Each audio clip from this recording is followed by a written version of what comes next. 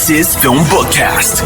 FilmBookCast. FilmBookCast, the official podcast of FilmBook. Get ready for the latest in film news, TV show news, and theatrical reviews. FilmBook's podcast starts now.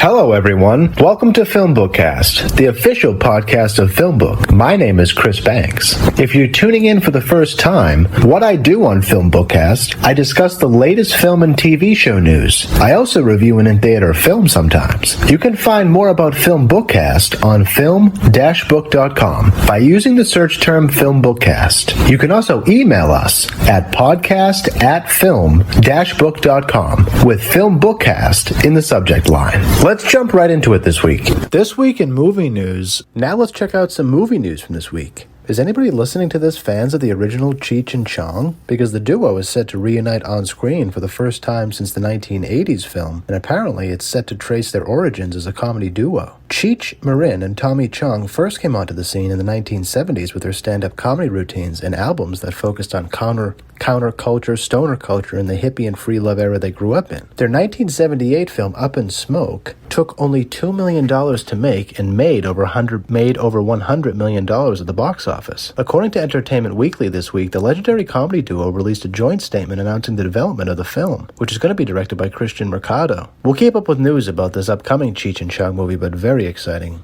film news. Some more movie news from this week. The new Star Wars movie gains Peaky Blinders creator following Lindelof's exit. Stephen Knight created Peaky Blinders, and he's set to replace Damon Lindelof and Justin Britt Gibson as the screenwriter on a new Star Wars film. The Star Wars film was set to be directed by Shamin Ubad-Chinoy, and it's currently untitled. It's one of a slate of future Star Wars films that are in development, while Disney Plus focuses on series like Andor and The Mandalorian. But the Peaky Blinders creator is set to take over the project. So exciting news for fans of Star Wars. The last bit of movie news we'll talk about this week. Fans of Army of the Dead can be excited as director Zack Snyder has finally ended his months-long radio silence. The long-awaited Netflix sequel, apparently going to be titled Planet of the Dead, has yet to really come to fruition. Snyder offered an update this week, confirming that the project is still very much in the works. The director confirms that the main reason for the delay is actually his work on Rebel Moon, the upcoming Netflix space opera that may well kickstart its own franchise universe. He said, "As far as the Army universe goes through, it's still alive and well in my mind. I know exactly what I want to do. It really depends on how we try to figure out how we go forward with Rebel Moon and the Rebel Moon universe. It's not a small-time commitment, Rebel Moon stuff. A sci-fi thing at this scale does require a lot of attention to make it all make sense. It's a very interconnected world.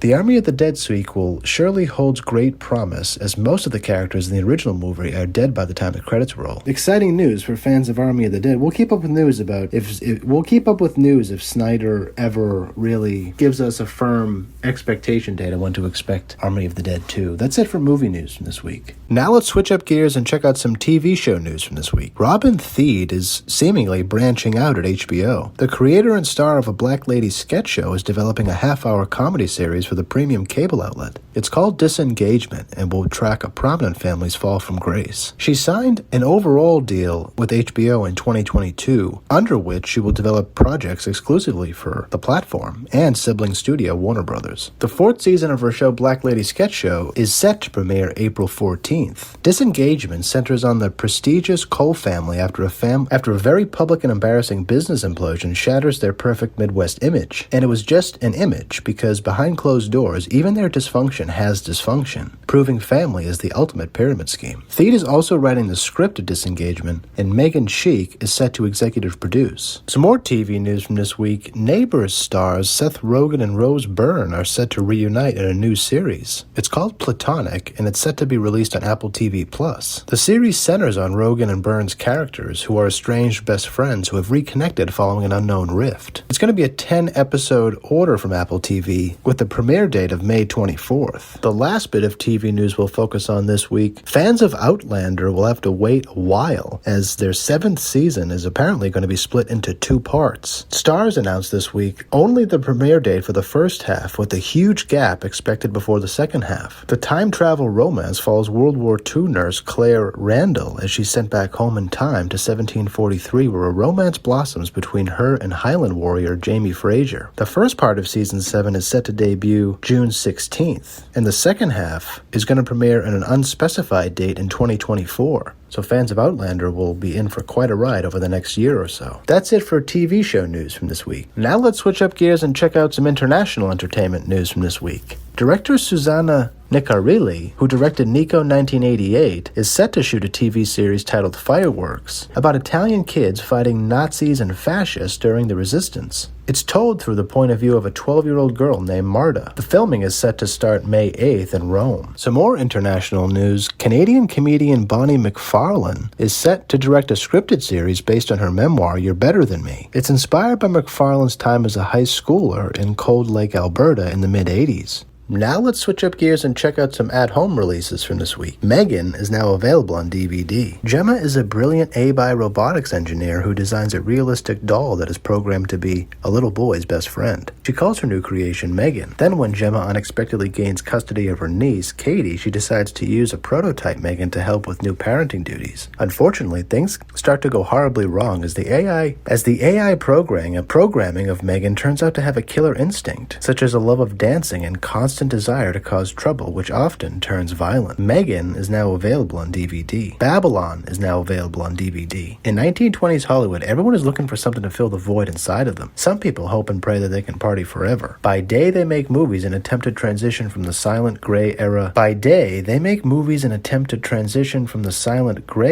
one of loud sound and vibrant colors. By night, they gather in throngs to consume alcohol and drugs, dance and enjoy the sins of flesh. Follow Manny, a film assistant, and the diverse group of actors, producers, and others who he meets who are trying to achieve success while unleashing every one of their deepest decadent and depraved desires. Babylon is now available on DVD. Lullaby is now available on DVD. When a new mother seeks a way to soothe her baby, she turns to a lullaby printed in an ancient book. Singing the lullaby unleashes an evil known as Lilith. As the demon haunts her new mother, she must turn to allies and find a way to stop the demon. Lullaby is now available on DVD. That's it for at-home releases from this week. Let's switch up gears and check out some movie trailers from this week. A movie titled Renfield dropped its final trailer this week, offering fans the closest glimpse yet at Nicolas Cage's villainous supporting turn as Dracula. The film is set to debut in theaters April 14th, and it follows Nicholas Hoult as Dracula's servant, Renfield, attempting to find a way to no longer work for his dark master in the modern day. The film is a reinterpretation of characters from Bram Stoker's iconic novel, remixes the classic 1931 film adaptation using an original story from The Walking Dead co-creator Robert Kirkman. Check out the trailer for Renfield.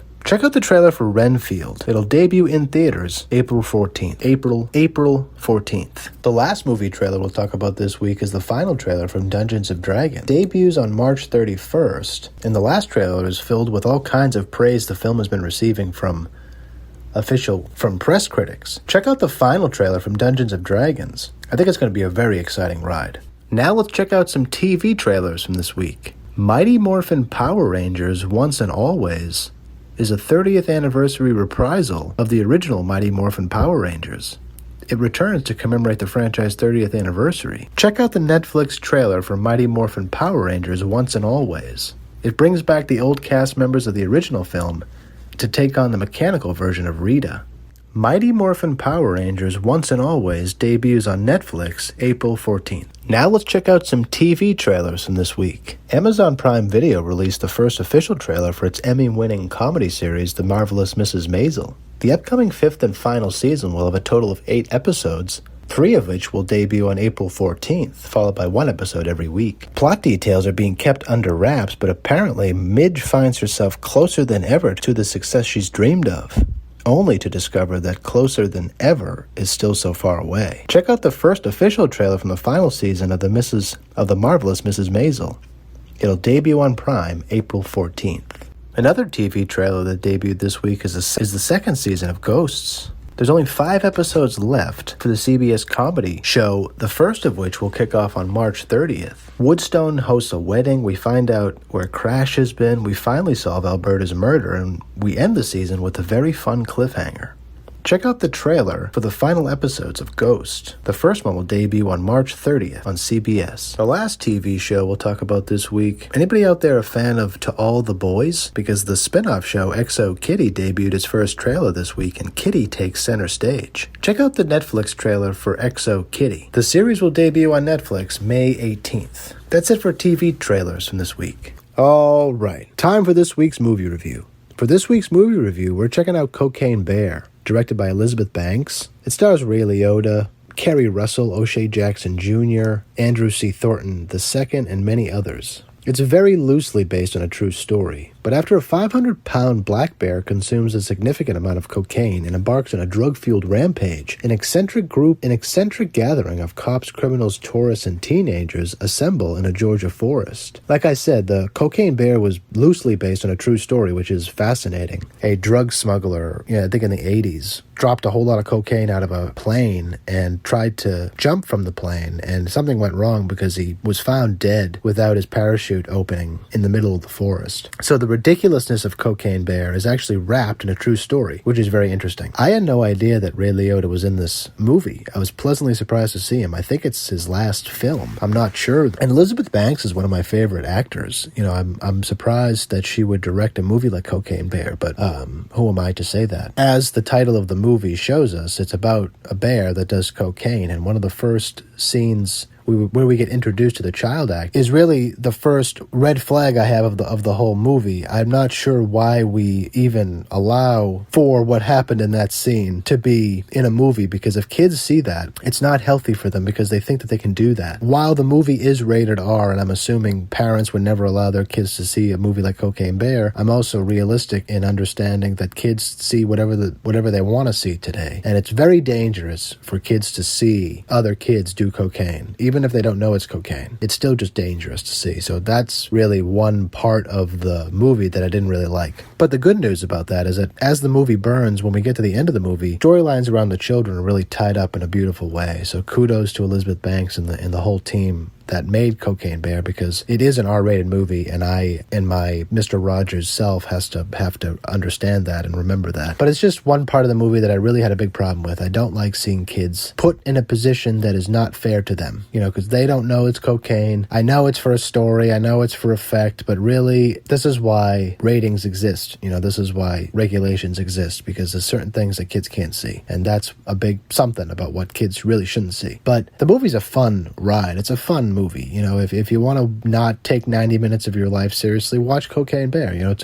a good, fun movie. I think that we live in a time today, especially for cinema, Cocaine Bear kind of insults, right? Because we need movies that not just kind of make $80 million around ridiculousness and stuff like that. We need blockbuster scale events in the cinema. And Cocaine Bear made a lot of money. And it makes me see that people do want to see movies in the cinema. People want to go to the theater. And the things that we show them, the things that cinemas are doing, really should not be like Cocaine Bear. They should be a little bit of Cocaine Bear with a lot of better storytelling, better, more nutrition, less candy. When I see Cocaine Bear as really just candy. Good, we all like candy. Candy's good from time to time, but the period of time that we live in demands better movies, better stories, purpose behind telling a story. There are funny moments, there are scary moments, there are dramatic moments in Cocaine Bear. That's why it's an overall good movie. I'd give it a 6.5 out of 10, 7 out of 10. I just think that I don't even see the future of cinema as being you can get a 6 or a 7 into a cinema. I think the future of cinema is going to be 8, 9s, and 10s, meaning like only the best of the best will make it into cinemas. And Cocaine Bear tells us that the future's not here yet because it made $80 million. It's actually a really good sign for the future of cinema that people would pay to see a movie like Cocaine Bear. But overall, I think we can do a lot better. I think Hollywood can do a lot better. I think directors like Elizabeth Banks can do a lot better. I think that, at least Ray Liotta went out on a relative box office success because he's a great actor, and he doesn't deserve a role like he got in Cocaine Bear, but Ray Liotta has been in Hollywood for 40 years, and Cocaine Bear is really what we're doing today in movie making, and I'm not sure that it's good or constructive or healthy in the long run to be making a lot of movies like Cocaine Bear. If they make a Cocaine Bear 2, it really just tells us, even more about the current state of cinema. So just keep that in mind when you watch, a pretty good movie. I don't want to ruin the movie, but I just want to be real about, why it is that I criticize the movie the way that I do. But overall, good work with Cocaine Bear. Congratulations to Elizabeth Banks and everybody associated with the movie for making an entertaining box office success. Congratulations, and I hope you like it as much as I did. Check out Cocaine Bear. It's still in theaters, but I think that you can watch it at home. Thanks so much for checking us out. Thank you so much for listening to this episode of FilmBookCast. You can find more of my work on film-book.com. Just search for Chris Banks or FilmBookCast. You can also find me on Twitter at @CBanksy, SEE Banksy. I'm also on Instagram at @TheChrisBanks. If you listen to this podcast on iTunes or another podcast service, please rate and review this episode. If you're listening to this podcast on our YouTube channel, FilmBook Podcast, please like our video, subscribe to our channel, and leave us a comment in the comments section. It really helps people discover our podcast. Please also consider becoming one of our patrons on patreon.com/filmbook. Your support helps us create more engaging content. You'll find our Patreon link below in the description. If you want to tweet about this podcast, just use the hashtag FilmBookCast. Tune in next week for the next episode of the FilmBookCast. Thanks for listening, everyone. We'll see you then.